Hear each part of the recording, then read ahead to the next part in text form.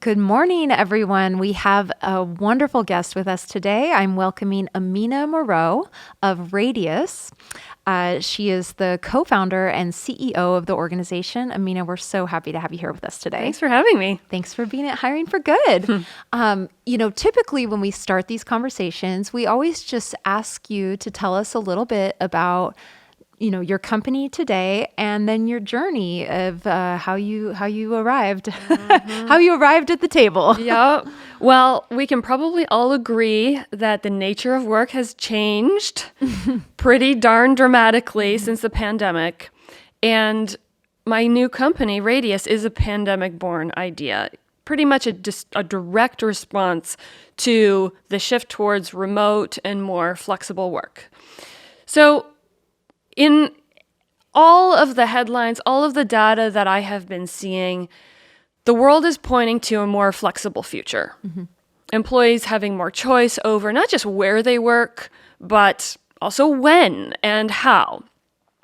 And so what my platform does is allows for companies, teams, individuals to come together on a much more occasional basis, because nowadays, if we're working from home, for many, it works great. But we're also social beings, and it's nice to be together in person from time to time. But in my view, it really doesn't make sense to pay for an office 7 days a week if your team is only using it once or twice.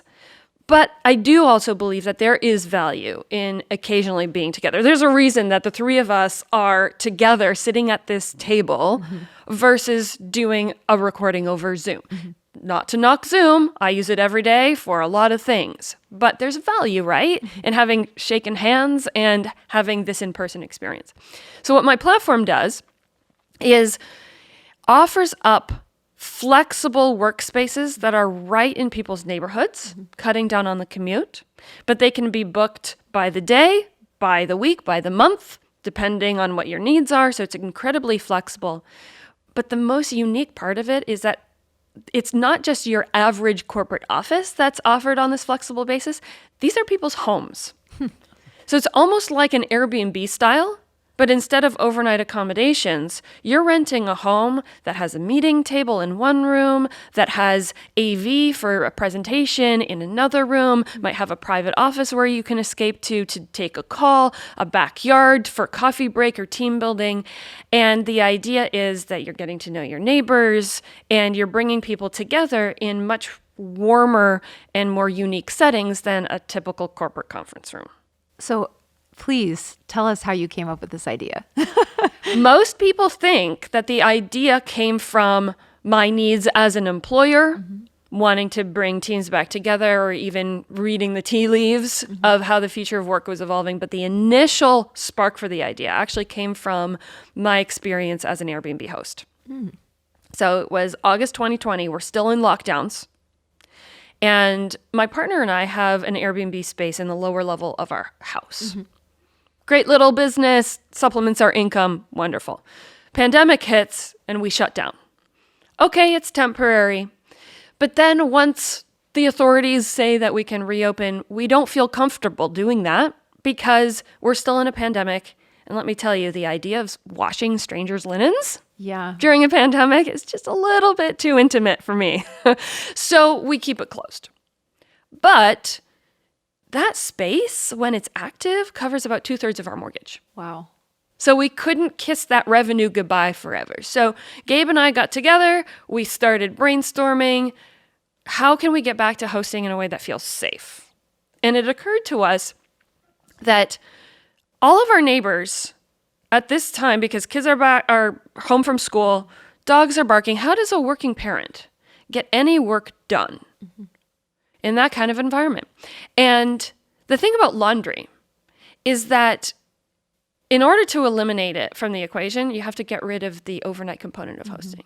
But there are no platforms for day-only use that exist out there. And we're thinking about our neighbors and their challenges and our challenges, and we're like, wait a minute. What if we just get a better desk in that space, upgrade our Wi-Fi, and start offering it to people in our vicinity that just need an escape so they can get a quiet, peaceful day of work done? Wow. So we started testing it. and people in our neighborhood loved it. We broached the subject with some of our hosting friends, and they were like, wait a minute.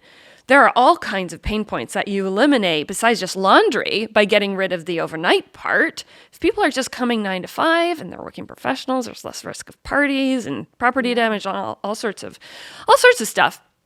So it was working on a really small scale. And then in the fall of 2020, companies started making headlines about permanent remote work policies, canceling big leases. And we started seeing that the future of work was probably going to be permanently more flexible. And we just thought, what if this could be a B2B platform instead of just a small neighborhood project? Yeah. So we started doing a little market research, talked to companies about what they anticipated their needs would be post-pandemic. And it turned out that individual escapes for 1 or 2 employees, while they saw that as a benefit, it wasn't their main concern. Their biggest problem was, how do we get people back together in person if we no longer have an office? Right. Or if we still have an office, but nobody wants to go. Right. And so we started building a platform.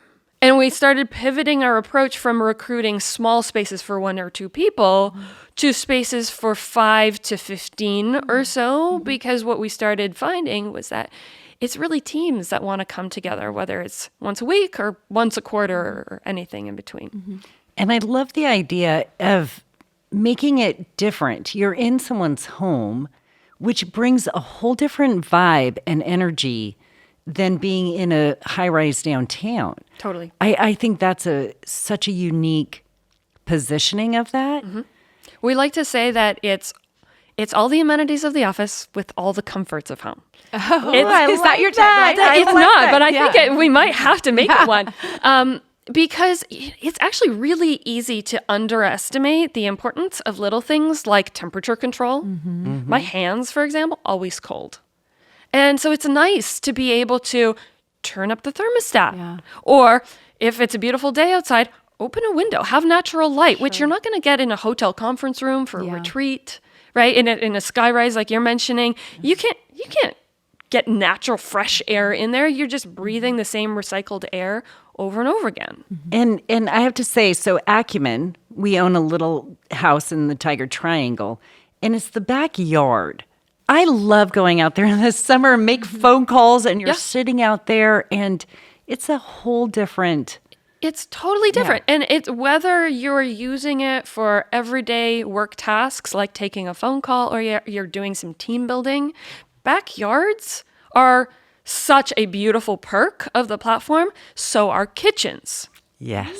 We've actually had teams hire private chefs to do little cooking tutorials for team building at lunch. Oh my gosh, what and a then great everybody idea. gets to do a working lunch together afterwards and eat their creative creations. That's beautiful. I love that. Right? And we even have this one team, they're an ad agency, and one of their teammates is an amateur chef, but a dang good one.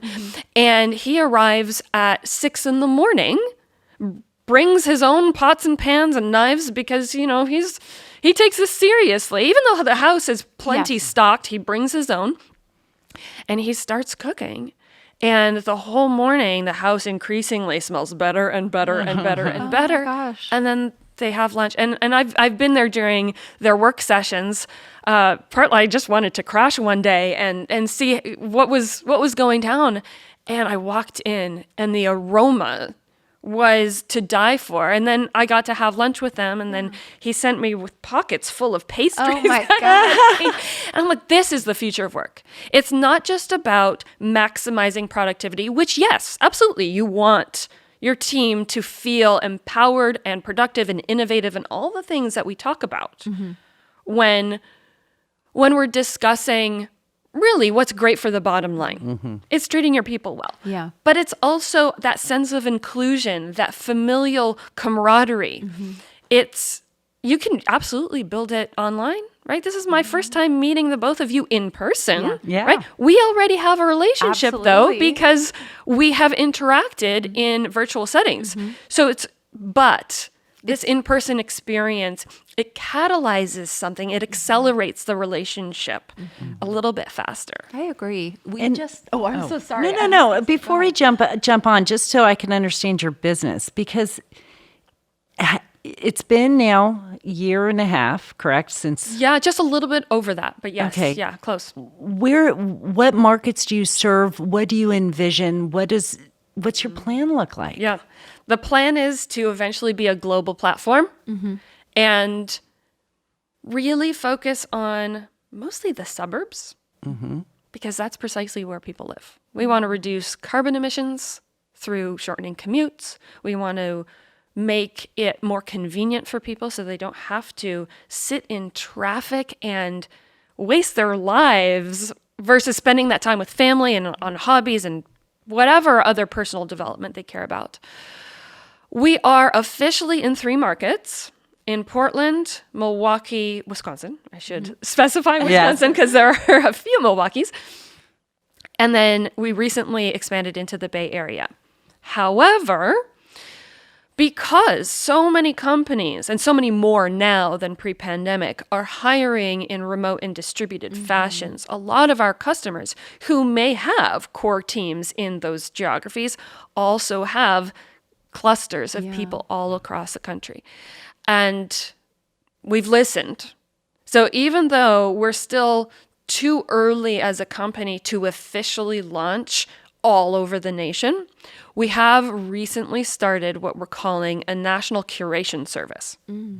So if you've got people in St. Louis or Ashtabula, Ohio, or New York City, and you need a space, you just ask. Because we've gotten pretty darn good at recruiting new properties, and we can do it fairly quickly and make sure that they are outfitted with the workplace amenities that you would expect of either a conference room or a typical office. And so give us a week or two, let us know what you need, and in that regard, we are nationwide. That is so interesting. You know, I am an Airbnb host, and I have not only a couple of vacation rentals, but I have been pushing my husband to have an Airbnb at our home where we have a secondary, ADU. Yep. And he is uncomfortable with overnight guests, but he told me, he's like, if we could, rent out the space to a company or something like that, that would be great. So interesting. I think that there's probably a market too that would be more open to this, that might even like us be already outfitted to support, Right. Airbnb. But when it comes to your private dwelling, sometimes you don't necessarily want overnight guests. Definitely. Definitely. And there's also a difference between having an ADU in your backyard that is technically a separate building from where you actually live and actually renting out your own home. And we do have we did the math a few weeks ago, about a third of our hosts have properties that they actually live in that they rent out. They just leave for the day. Yeah. Or maybe they rent them out when they're on vacation or something like that. And the reason that brings me a lot of warm and fuzzies is because it helps with housing affordability, which is a big issue across the nation. Yeah. But we also have hosts who have investment properties. And it could be a structure that's still on the same property, but it could also be across town. And we have a good number of people who did start out with Airbnb, but we also do have a lot that always wish they could monetize their space, but they were just like your husband, uncomfortable with the overnight component. There's risk that comes along with that. That is almost completely eliminated when you're just doing it 9 to 5. And so we have plenty of hosts that are like, yes, for the first time, I can make a little bit of extra money here with very little work. Yeah, I love it. And so here you've got these big ambitions to become global, but it really does start with it starts with the vision and building out, but it's about your team. And especially in this high growth mode, every hire is so important for you. So let's kind of talk about the journey of your experience and your your thoughts about how to hire that leadership team. Yeah. Especially when you don't have a ton of resources. Because early stage startups don't have deep pockets. We're not like a Fortune 500 company. Right. And now, the good news is that most people applying for a job at an early stage startup, they know this already. So it's not a big surprise. So it does allow for a little bit of self-selection there. But it is a challenge for an early startup to find people that are going to be okay with taking a bit of a pay cut while also working in an environment that is surrounded by unknowns. And unknowns are uncomfortable. And that oftentimes need to respond in a last minute fashion because things move quickly at a startup and decisions also have to make quickly. And so it's an environment that's not for everyone. But what I have found is that when you lead with a sense of both purpose and transparency, it's a whole lot easier to find those people. And what I mean by those two things is, well, starting with purpose. I think Simon Sinek said it best when he said, people don't buy what you do, they buy why you do it. And so I, as a leader, first of all, am very open with our team about why I do any of this, especially on the hardest days, because there are some very hard days. Sometimes I have to ask myself that question, like, what? Why did I choose this again? Because it's very, very hard. And we have those discussions as a team to make sure that everybody is still feeling that sense of fulfillment because they believe truly that they are contributing to building something bigger than themselves and something that they really believe in. And that it's not just for the payoff for when we IPO or get acquired or whatever, that exit is going to be, of course. And that's something that our investors care a lot about. And certainly it's a nice target to aim for. But as an organization, our bigger driver is making an impact in the community, helping people feel more fulfilled at work, having greater work-life balance, having an environmental impact. And so when we're recruiting, those are the things that we're talking about. And the second thing is the transparency part. So you can probably, the way that I'm already sharing, you can probably tell that I'm an open book. And it's about more than just how I'm feeling, but also about the nitty-gritty of the business. So if you work at Radious, you can ask how much money is still in the bank account and how that translates into months of runway. We can talk about the overall health of the business, what the fundraising strategy is, how our sales plan is structured, what are the next features on the development list for the product.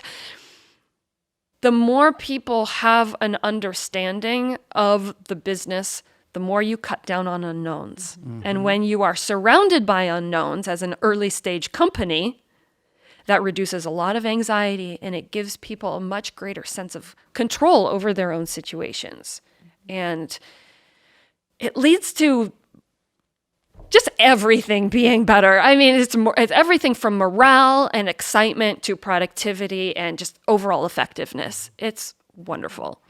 And leading people that are drawn to that is also very different. You've said at one point, we're not that large corporate world. There is a difference. So when you look at motivating and leading people, what are some things that you consciously do?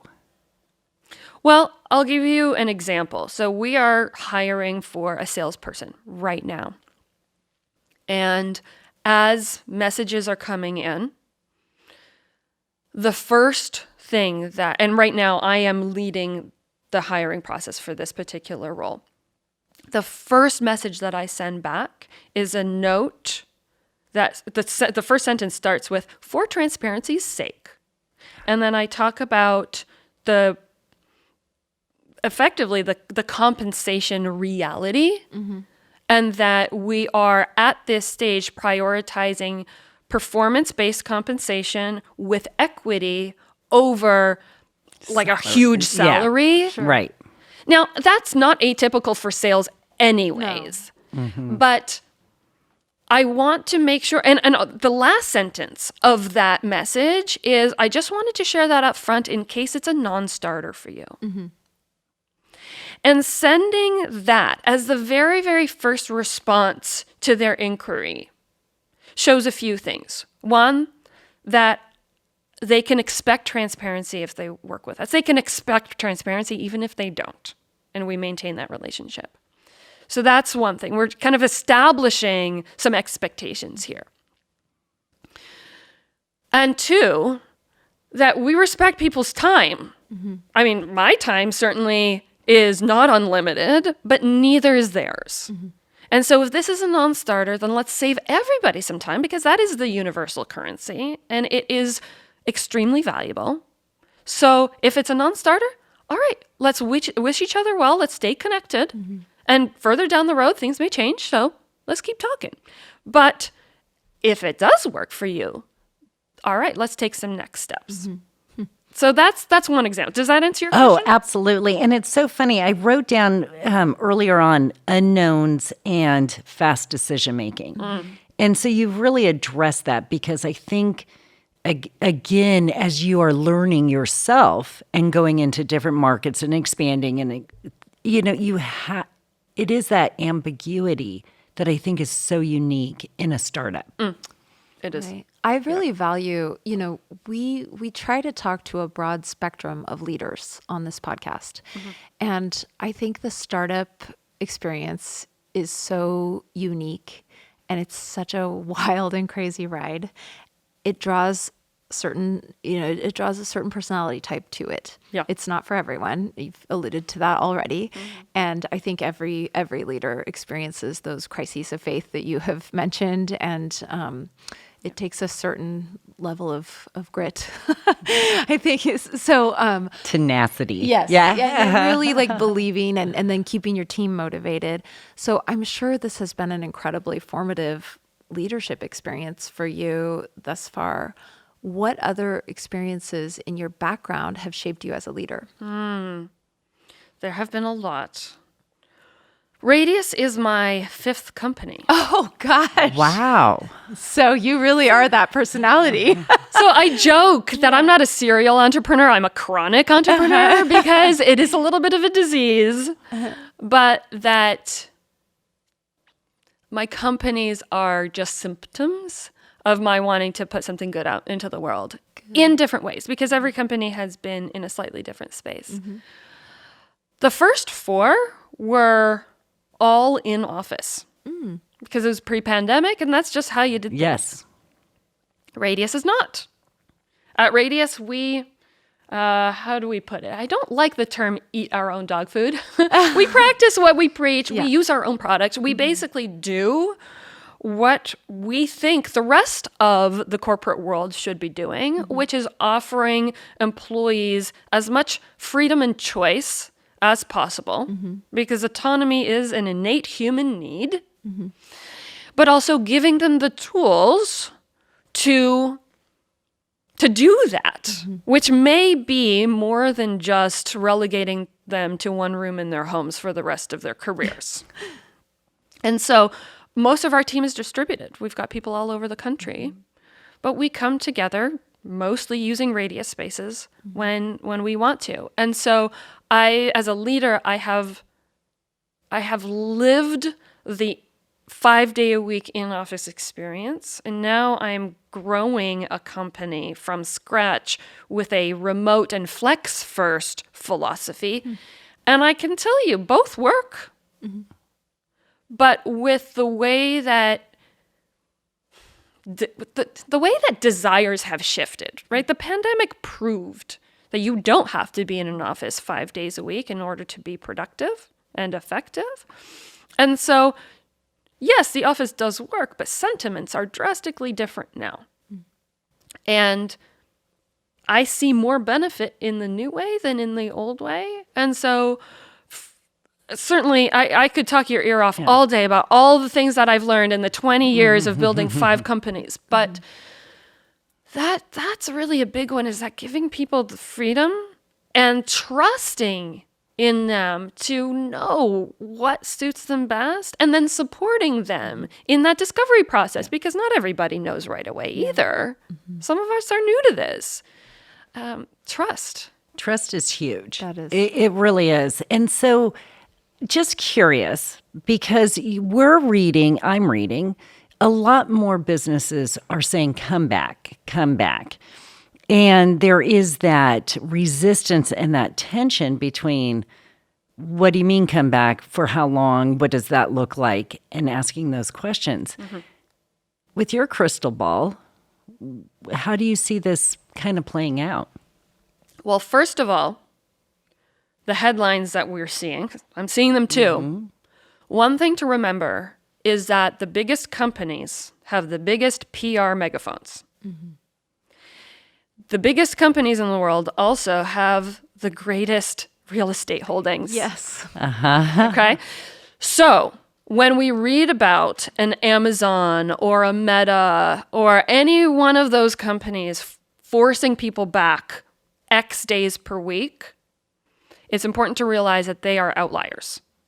We're going to be reading about them a lot because they're big companies and it's easier for them to make headlines. But for every one CEO calling people back to the office, there are 2 CEOs at smaller companies quietly stealing their talent.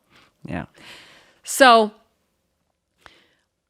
there's a headline side of it. The crystal ball side of me says that we are at the beginning of a wave, a massive wave of lease non-renewals. All of these hybrid policies that we're seeing and the mandates, they're happening because companies are stuck in leases that they can't get out of. So of course, they're going to try to get butts in seats to make the most of an asset that would otherwise be bleeding money and sitting empty. So I get it.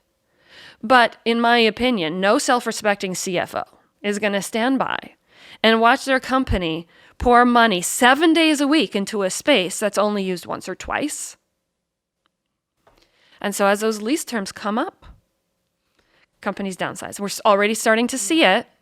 But between that downsizing of space and then also a new cohort of companies being born, startups right now aren't really signing leases because it's cheaper not to. Yeah. Let's put that money into hiring more and better people instead and grow the company faster.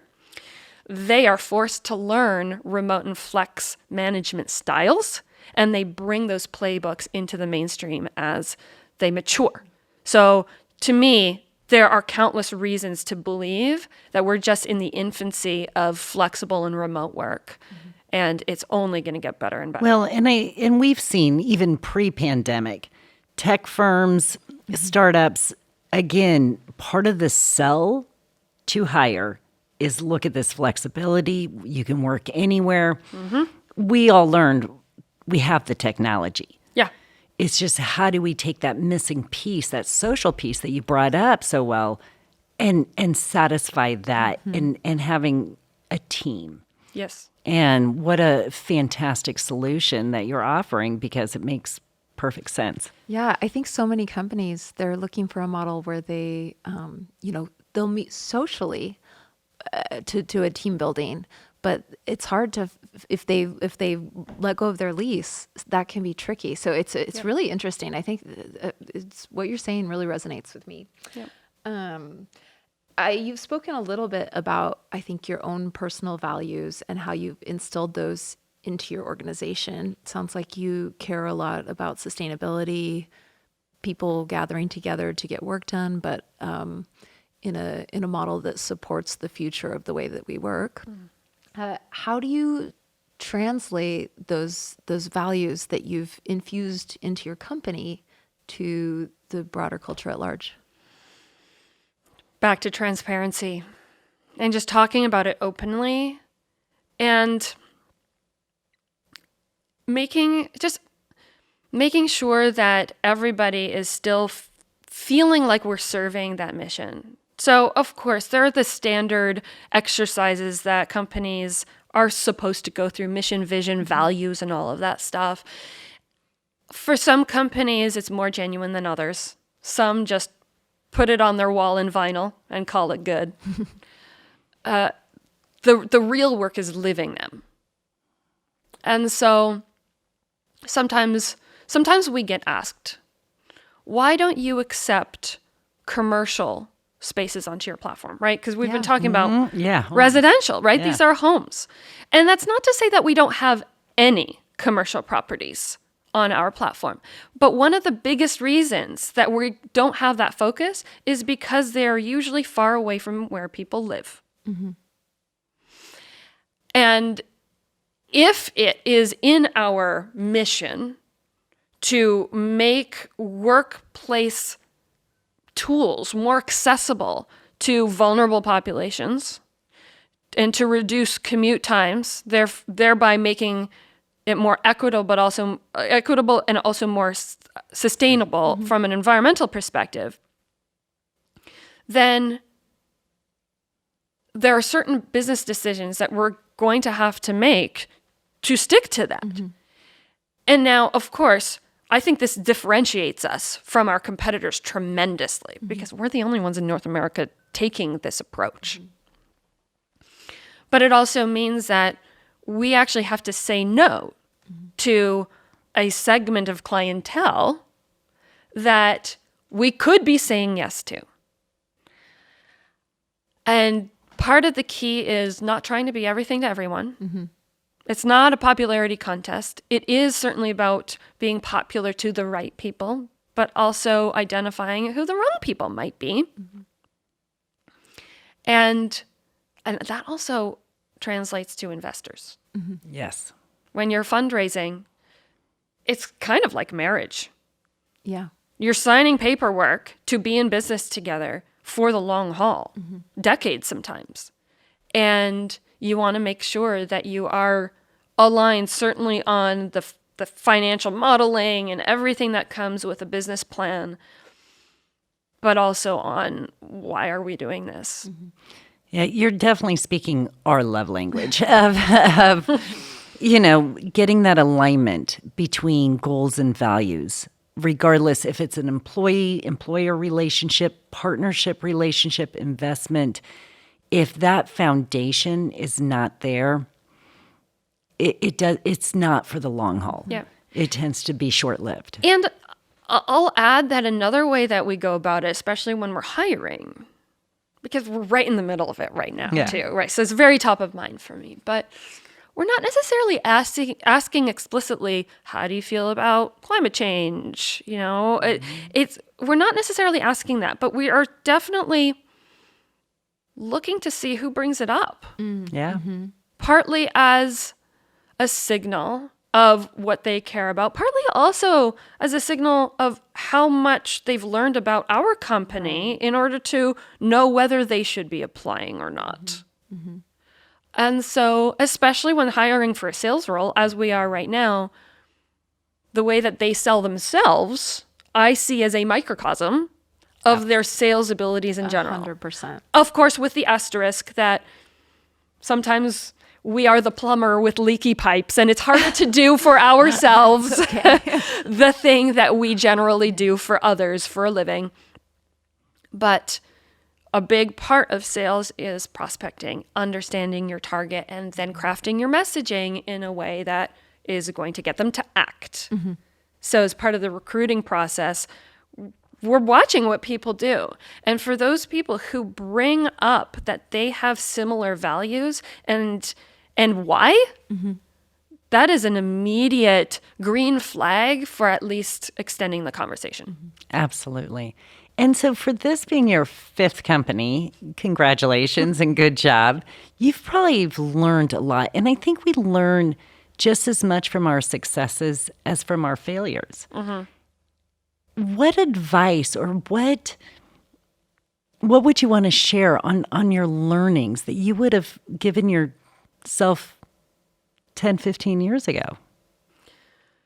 While I wholeheartedly subscribe to the fail often or fail fast philosophy, sometimes I'm frustrated by how those mantras are communicated.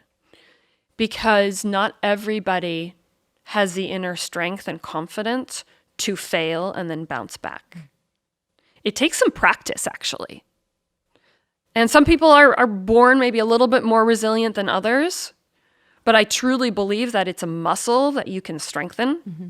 And certainly if all you do is ever fail, that is kind of a tough recipe.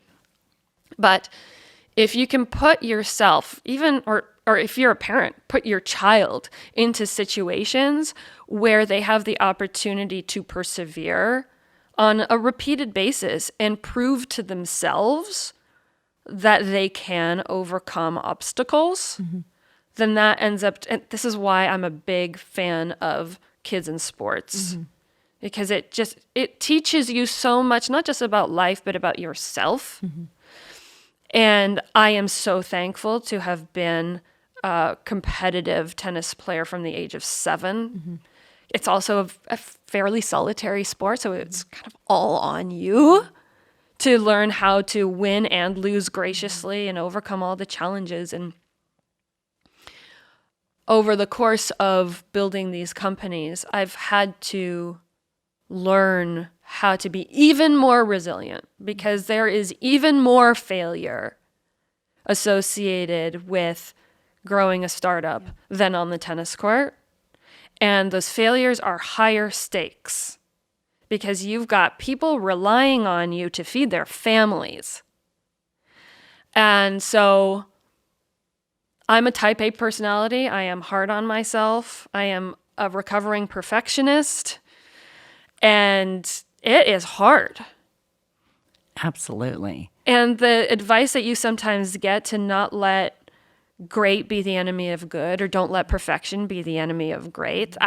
I have to remind myself of that every day, because going back to what you said about making decisions quickly, sometimes you got to just ship it. Mm-hmm. You can't go into analysis paralysis mode and tweak every little thing and make it perfect. You got to just go and test and iterate. And sometimes that goes against my nature because I want everything to be just so. But my team also helps me with that. And that's going back to that transparency. People know that about me. Yeah. And they can also call me on being too much of a perfectionist. Amina, we got to just go. Yeah. Can we just go? Okay, let's do it. I love it. You've mentioned some big, powerful words that I think as we ask our last question, transparency, obviously such a core value, not only of who you are, but how your organization operates. Respect. Straight up. Say it how it is. People are adults. Yes. Let's stop treating them as children. Trust. Trust is huge. And I think that's the one piece as we evolve out of the pandemic. People are learning how to trust. Yeah. And I think it's important as a leader.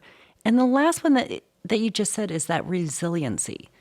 Being resilient, I think, is a forgotten art over the years. And it is being gracious when you don't always win, but also knowing it's okay. Yeah. So our podcast is called Hiring for Good, and it means a lot of things to different people. What does it mean to you? To me, it means doing right by the people you bring on your team, but also doing good in the world. Mm-hmm. I am clearly a purpose-driven person. It's really hard for me to do something consistently that is either negative or even neutral. Mm-hmm. I want to feel like I'm leaving the world better than when I came into it in some way. Mm-hmm. And you can make bigger impact when you surround yourself with amazing people, especially people who are better at things than you are. Mm-hmm. Yeah. I love that. That's beautiful. Yeah. You've said a lot of really powerful things that I'm reflecting on, not just as a business person, but as a mom and as a human. So I appreciate your insight, and thank you so much for being with us. Thank you. Yeah, this was a great conversation. Thank you. Thanks for joining us today at Hiring for Good. If you were inspired by our conversation, don't forget to like, follow, and subscribe wherever you get your podcasts. And if you want to learn more about our executive search services, check us out at www.hiringforgood.net or our company website, Acumen Executive Search. Thanks so much, and don't forget to join us next time for another in-depth conversation about transformational leadership. Until then, have fun.